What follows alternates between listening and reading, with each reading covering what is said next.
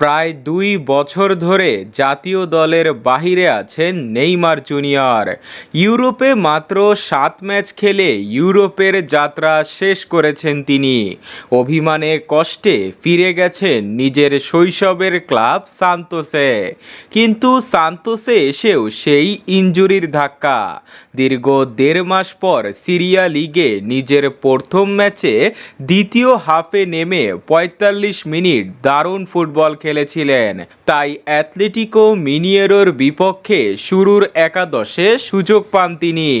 সুন্দর করেই ফুটবল খেলছিলেন, কিন্তু 34 মিনিটে আবার ইনজুরিতে পড়ে কাঁদতে কাঁদতে মাঠ ছেড়েছেন। পরে সান্তোস এক বিবৃতিতে জানিয়েছে নেইমার আবার হ্যামস্ট্রিং ইনজুরিতে পড়েছে আর তার রিকভারি প্রসেস অলরেডি শুরু হয়ে গেছে। জানা গেছে একই জায়গায় আবার ব্যথা পেয়েছেন তিনি। এই ইনজুরির কারণে তিনি জাতীয় দলে ডাক পাবার পরেও নাম সরিয়ে নিয়েছিলেন। তার ইনজুরি এতটাও গুরুতর নয়, আবার এতটাও সিরিয়াস নয়।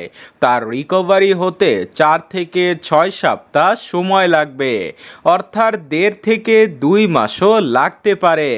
আর এত সময় লাগলে সান্তোসের সাথে কন্ট্রাক্ট শেষ হওয়ার কারণে তাকে সান্তোসের হয়ে আর মাঠে দেখা যাবে না।